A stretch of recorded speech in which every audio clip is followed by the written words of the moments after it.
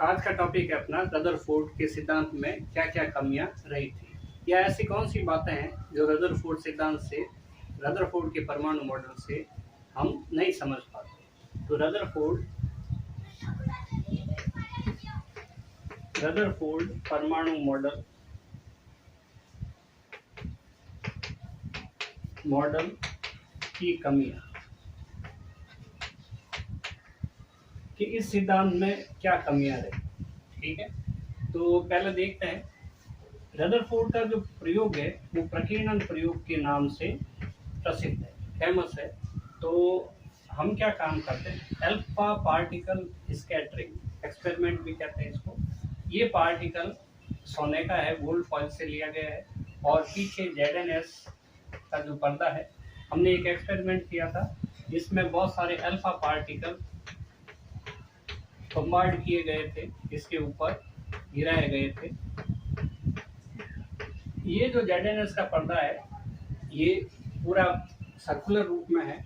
पहले देखते हैं अल्फा पार्टिकल क्या होता है।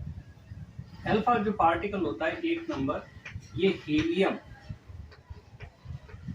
के नाभिक माने जाते हैं,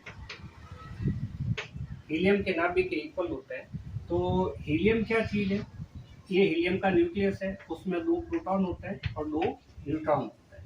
तो अगर सेकंड बात करें, इसमें प्रोटॉन पॉजिटिवली चार्ज होता है, न्यूट्रॉन का चार्ज 0 होता है। तो ऐसी कंडीशन में Q on alpha particle equal to 2 times of Q on proton. तो हम ये वाले चार्ज काउंट कर लेंगे, इस पे तो चार्ज ही नहीं है, काउंट कैसे करें। तो 2 टाइम्स, और इसका होता है 1.6 इंटू 10⁻⁻19 कूलम। यहाँ हम सब जगह अप्रॉक्स वैल्यू लेके चलते हैं, एक्यूरेट वैल्यू नहीं लेते, लगभग वैल्यू हम मान के चलते हैं। 3.2 इंटू 10⁻⁻19 कूलम ये आवेश आ जाता है। तीसरी बात, अगर हम द्रव्यमान की करें इसके, तो प्रोटॉन और जो न्यूट्रॉन होते हैं दोनों के द्रव्यमान मास जो होते हैं लगभग इक्वल ही होते हैं। तो m alpha is equal to 4 times of m proton होता है और 4 इंटू 10⁻², प्रोटॉन का मास 1.67 इंटू 10⁻27 kg, इतना लिया हमने, ये अप्रॉक्स वैल्यू ली हमने। और 6.68 इंटू 10⁻27 kg। हीलियम का नाभिक, हीलियम के नाभिक के अंदर 2 प्रोटॉन और 2 न्यूट्रॉन, प्रोटॉन पॉजिटिवली चार्ज होता है इसलिए 2 ही लिया, और मास जो दोनों पे ही होता है तो 2 + 2 4 हो गए, तो यहाँ पे हमने 4 लिया। तो ये कुछ जानकारी थी अल्फा पार्टिकल के बारे में। नेक्स्ट, हम ये जो अल्फा पार्टिकल होता है इस पे डबल प्लस होता है, अगर इस पॉजिटिव का चार्ज काउंट करें तो ये प्लस बनाते हैं। तो मोस्ट ऑफ अल्फा पार्टिकल जो है वो सीधे निकलते, ये अप्रॉक्स 98.5% थे और ये सारे सीधे निकले। बहुत कम अल्फा पार्टिकल थे जो अपने मार्ग से थोड़ा सा विचलित हो गए, कुछ अल्फा पार्टिकल ज़्यादा विचलित हो गए, डिफ्लेक्ट। ठीक है, और अप्रॉक्स 20,000 में से एक जो आवेश था, 20,000 में से एक पार्टिकल जो था वो वापस अपने मूल मार्ग पर लौट आया जहाँ से गया था। उसके बाद बाकी वाले पार्टिकल ठीक उसी तरीके से, और वापस ये सारे के सारे अल्फा पार्टिकल सीधे निकल गए। ZNS का पर्दा क्या काम करता है, जब इसके ऊपर ये अल्फा पार्टिकल आके टकराते हैं तो इसके ऊपर थोड़ी सी रोशनी होती है। अब ये अल्फा पार्टिकल इधर जा रहा है तो ये किससे टकराएगा, तो हमने बताया है ZNS का जो पर्दा होता है वो चारों तरफ सर्कुलर रूप में होता है। ठीक है, तो यहाँ से हमें कुछ ऑब्जर्वेशन मिलते हैं, परीक्षण मिलते हैं, देखते हैं क्या चीज़। सबसे पहली बात, बहुत सारे अल्फा कण बिल्कुल सीधे निकल जाते हैं इसके, ये मुड़ते नहीं है, बिल्कुल भी नहीं मुड़ते, अपने मास जो डिफ्लेक्ट है वो नहीं होते। कुछ अल्फा पार्टिकल कुछ कम एंगल से डिफ्लेक्ट होते हैं और कुछ अल्फा पार्टिकल थोड़े ज़्यादा एंगल से डिफ्लेक्ट होते हैं, इसमें कुछ और भी है। ठीक है, बीच में यहाँ पे भी कुछ अल्फा पार्टिकल जाएंगे, इधर भी जाएंगे, और अप्रॉक्स 20,000 में से 20,000 में से एक अल्फा पार्टिकल वापस अपने ही मार्ग पे आ जाता है। इसका डिफ्लेक्शन जो है वो 180 डिग्री है। इससे अपने को रिजल्ट क्या मिला, निष्कर्ष क्या निकला वो देखते हैं। तो alpha particle, most of alpha particle straight line में ट्रेवल करते हैं, वो बिल्कुल भी नहीं मुड़ते हैं। इसलिए हम ये कहते हैं कि अल्फा पार्टिकल को रोकने वाला कोई नहीं। इट मीन्स ये जो एटम है वो लगभग खाली होलो स्फीयर की तरह होता है। तो ये एटम का जो सबसे ज़्यादा भाग होता है वो खाली होता है, फ्री होता है। इसके अंदर कुछ नहीं होता है, खोखला पार्ट है, इसके अंदर कुछ भी भाग नहीं। ये अल्फा पार्टिकल जो है वो थोड़े से डिफ्लेक्ट हुए। इसका मतलब यहाँ पे कुछ ऐसा है जो अल्फा पार्टिकल को डिफ्लेक्ट करने की कैपेसिटी रखता है। अल्फा पार्टिकल खुद काफ़ी भारी पार्टिकल है, प्रोटॉन के मास का 4 टाइम्स है, वो इक्वल है एम अल्फा। प्रोटॉन का जो मास है उसका 4 गुना। ऐसी कंडीशन में इसको डिफ्लेक्ट करने वाला जो पार्टिकल होगा या जो भी कुछ है वो काफ़ी बड़ा होगा। उस समय नाभिक की खोज नहीं हुई थी, इसलिए हम नाभिक का नाम नहीं ले रहे हैं। इसी धारणा में, इसी प्रयोग के दौरान नाभिक के बारे में बताया गया था। तो ये बीच वाला जो पार्ट है वो पॉजिटिव होता है। पॉजिटिव ये पार्ट है और अल्फा पार्टिकल भी पॉजिटिव है, इसलिए ये रिपेल होता है, प्रतिकर्षित होता है। अगर ये पार्ट जो है बीच का सेंटर में पार्ट जो है वो नेगेटिव होता, तो अगर ये नेगेटिव होता तो ये पॉजिटिव अल्फा पार्टिकल इससे अट्रैक्ट होते और इसके अंदर गिर जाते, लेकिन अंदर नहीं गिरे, ये रिपेल होते। रिपेल तभी होंगे, अल्फा का पार्टिकल कंफर्म है कि ये पॉजिटिव होता है और पॉजिटिव चार्ज पॉजिटिव से ही रिपेल हो सकता है। इसलिए हम मानेंगे कि ये बीच में जो सेंटर भाग है वो कैसा है, पॉजिटिव चार्ज, पॉजिटिव। नेक्स्ट, 20,000 में से एक अल्फा पार्टिकल वापस आया। इसका मतलब वापस आने वाले अल्फा पार्टिकल की जो संख्या है वो बहुत ही कम है। तो हम इससे ये बता सकते हैं कि ये जो बीच में पॉजिटिवली चार्ज एरिया है या वॉल्यूम है, जो भी कुछ है, तो उसका वॉल्यूम बहुत ही कम होता है। हम इसको अभी भाग कह रहे हैं, तो हम इसको एक ऐसे भी समझते हैं, हमारे पास ये कुछ लाइंस है, हम बात करते हैं एक बड़े एरिया। अगर इससे बात करें तो इससे ज़्यादा लाइंस गुजरेगी, अगर इससे छोटे एरिया की बात करें तो इससे कम लाइंस गुजरेगी, और बहुत ही छोटे एरिया की बात करें तो उससे बहुत ही कम लाइंस गुजरेगी। तो अगर एक अल्फा पार्टिकल वापस आता है 20,000 में से, तो ये परसेंटेज वाइज ये जो संख्या है वो बहुत ही कम है। तो हम यहाँ पे बता रहे हैं कि अगर मान लो यहाँ पे बहुत सारी लाइन टकराती इस बड़े एरिया से, 1 2 3 4 5 6 7 समझने के लिए, ठीक है, ये छोटा एरिया है, इससे 2 लाइन पास हो पा रही है, और ये और छोटा है तो इससे 1 लाइन पास हो रहा है। सोचो ये अल्फा पार्टिकल, ये एरिया बड़ा है तो इससे ज़्यादा अल्फा पार्टिकल टकराएंगे, ये एरिया छोटा है तो इससे कम अल्फा पार्टिकल टकराएंगे, और ये एरिया और भी छोटा है तो इससे और भी कम अल्फा पार्टिकल टकराएंगे। इसका मतलब यहाँ पे अल्फा पार्टिकल टकराने की संख्या बहुत ही कम है। अगर बहुत कम है, इसका मतलब ये जो वॉल्यूम है पूरे एटम के अगर कंपेयर करें तो वो बहुत ही कम है। इसको हम नेग्लिजिबल मान सकते हैं, नगण्य मान सकते हैं। तो अभी तक हमने क्या बात की कि इसका अल्फा परमाणु जो होता है वो अधिकांश भाग उसका खोखला होता है, खाली होता है, होलो स्फीयर होता है। उसके सेंटर में एक पॉजिटिव भाग होता है जिसको हम बाद में जब इसकी धारणा देखेंगे तो नाभिक पढ़ेंगे।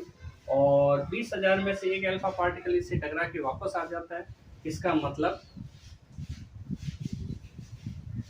इस पॉजिटिव भाग का जो आयतन है, वॉल्यूम है, वो बहुत ही कम होता है कंपेरेटिव टू एटम।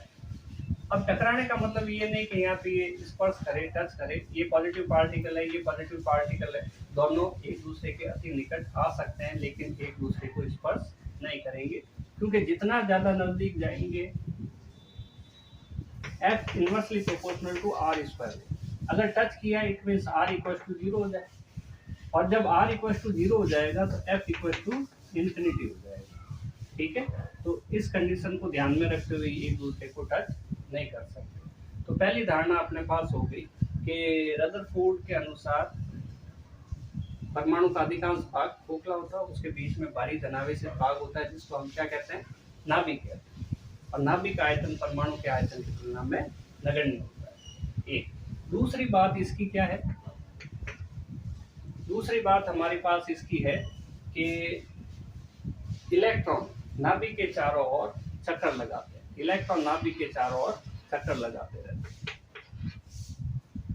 ठीक है, अब इलेक्ट्रॉन नाभिक के चारों ओर चक्कर लगाने वाली बात क्यों, कि परमाणु जो होता है वो उदासीन होता है, परमाणु जो होता है वो उदासीन होता है। परमाणु उदासीन होता है, हमने अभी तो बात किसकी की, पॉजिटिव चार्ज की थी। अगर पॉजिटिव चार्ज की बात की और इलेक्ट्रॉन चक्कर लगा रहे हैं, तभी तो ये पॉजिटिव चार्ज और इलेक्ट्रॉन का नेगेटिव चार्ज अगर ये इक्वल है तो एटम का टोटल चार्ज कितना होगा, 0 होगा, तभी परमाणु उदासीन हो पाएगा। वापस कि ये हमारे पास नाभिक है, नाभिक के ऊपर धनावेश होता है, अगर इसमें इलेक्ट्रॉन नहीं पाए जाएंगे तो ये परमाणु उदासीन कैसे होगा। उस समय सबको पता था कि परमाणु उदासीन होता है, तो इस चीज़ को एक्सप्लेन करने के लिए इन्होंने बताया कि परमाणु में इलेक्ट्रॉन जो होते हैं चारों ओर चक्कर लगाते रहते हैं। ठीक है, तो ये बोर की रदरफोर्ड की धारणाएं थी। अब दो धारणाएं इन्होंने बताई, पहली तो नाभिक के बारे में थी, ठीक है। सेकंड, दूसरी जो धारणा है उसके अनुसार परमाणु परमाणु में नाभिक के चारों ओर इलेक्ट्रॉन चक्कर लगाता रहता है, लेकिन क्लासिकल थ्योरी के अनुसार ये परमाणु जब चक्कर लगाएगा इलेक्ट्रॉन चारों तरफ, तो एक चार्ज के चारों तरफ दूसरा चार्ज जब चक्कर लगाता है तो रेगुलर कुछ न कुछ एनर्जी एमिट करता है। जैसे जैसे एनर्जी एमिट करेगा वैसे वैसे उसकी एनर्जी कम होती जाएगी, और ये डिफरेंस आ गया। एनर्जी कम होगी तो ये जो नाभिक है उसको अपनी ओर आकर्षित कर लेगा। तो यहाँ पे मान लो ये पॉजिटिव चार्ज, ये इलेक्ट्रॉन है, तो इसके ऊपर अंदर की साइड एक बल लगेगा जिसको हम कूलम्ब बल कहते हैं। तो इस फोर्स ऑफ अट्रैक्शन के कारण ये एनर्जी कम होते ही अंदर की साइड आ जाएगी, और आगे चक्कर लगा रहा है तो और एनर्जी एमिट कर रहा है और ऊर्जा उत्सर्जित कर रहा है, और अगर ऊर्जा उत्सर्जित कर रहा है तो इसकी ऊर्जा लगातार कम होती जा रही, कम होते होते आखिरकार ये नाभिक के पास आते आते एंड में नाभिक के अंदर गिर जाएगा। अगर नाभिक के अंदर गिर जाएगा तो परमाणु का अस्तित्व खत्म हो जाएगा। ये क्या बना रहे हैं, ऊर्जा है, ये सब ऊर्जा है, यहाँ सभी जगह से ऊर्जा उत्सर्जित करे, कोई जगह बचेगी नहीं। ठीक है, तो हम यहाँ लिखते हैं कि ये परमाणु, एक नंबर, परमाणु के स्थायित्व की व्याख्या नहीं करता। रदरफोर्ड के अनुसार क्या बात है, इलेक्ट्रॉन नाभिक के चारों ओर चक्कर लगाएगा तो ऊर्जा का क्या करेगा, उत्सर्जन करेगा। ऊर्जा का उत्सर्जन करेगा तो इलेक्ट्रॉन की ऊर्जा कम होगी, जिससे ये आकर्षण बल का प्रभाव इसके ऊपर बढ़ जाएगा और इलेक्ट्रॉन नाभिक के अंदर आता जाएगा। जैसे जैसे ऊर्जा का उत्सर्जन करेगा इलेक्ट्रॉन नाभिक में आएगा, एंड में नाभिक के अंदर गिर जाएगा। तो लिखते हैं नाभिक के चारों ओर इलेक्ट्रॉन चक्कर लगाता हुआ लगातार ऊर्जा का उत्सर्जन करता रहता, जिससे इलेक्ट्रॉन नाभिक के पास आता रहता है और अंत में नाभिक में गिर जाता है, जिससे परमाणु समाप्त हो जाता है, जिससे परमाणु समाप्त हो जाता है। अगर परमाणु समाप्त हो गया, लेकिन अपने को क्या पता है परमाणु स्थायी है, तो हम कह सकते हैं, अर्थात रदरफोर्ड का मॉडल का परमाणु मॉडल परमाणु के स्थायित्व की व्याख्या नहीं कर सकता।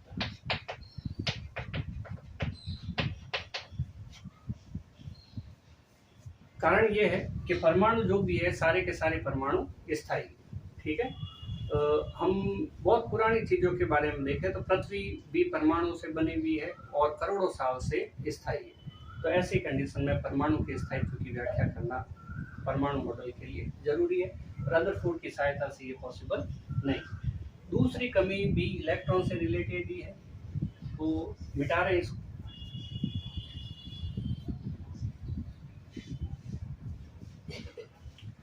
तो दूसरी कमी भी, अगर ये इलेक्ट्रॉन लगातार नाभिक के चारों ओर चक्कर लगाता है तो लगातार ही ऊर्जा का उत्सर्जन करेगा। अगर ऊर्जा का उत्सर्जन भी लगातार ही करेगा तो जो स्पेक्ट्रम प्राप्त होता है वो सतत स्पेक्ट्रम प्राप्त होना चाहिए, कंटिन्यूअस स्पेक्ट्रम मिलना चाहिए। लेकिन यहाँ पे हमें रेखीय स्पेक्ट्रम मिलता है। इस बात की रदरफोर्ड का परमाणु मॉडल व्याख्या नहीं करता। तो हम सेकंड पॉइंट लिखते हैं, रेखीय स्पेक्ट्रम की व्याख्या नहीं कर सकता। अगर हमारे पास ये सवाल छोटे सवालों में आता है तो हम केवल हेडिंग लगाएंगे। मान लो 1 नंबर का सवाल आता है तो हम केवल एक हेडिंग लगा सकते हैं। पहली, परमाणु के स्थायित्व की व्याख्या नहीं कर सकता। दूसरी, रेखीय स्पेक्ट्रम की व्याख्या नहीं कर सकता। इसमें क्या लिख सकते हैं, इलेक्ट्रॉन नाभिक के चारों ओर लगातार चक्कर लगाते हुए क्या करता है, लगातार ऊर्जा का उत्सर्जन करता है। लगातार ऊर्जा का उत्सर्जन करता है। लगातार अगर ऊर्जा का उत्सर्जन करता है जिससे सतत मतलब कंटिन्यूअस स्पेक्ट्रम प्राप्त होना चाहिए।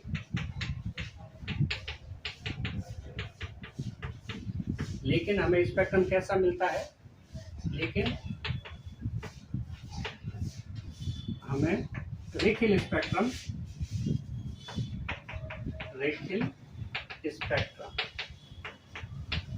प्राप्त होता है। इसका मतलब रदरफोर्ड का परमाणु मॉडल रेखीय स्पेक्ट्रम की व्याख्या करने में समर्थ नहीं। तो ये थी रदरफोर्ड परमाणु मॉडल की कमी।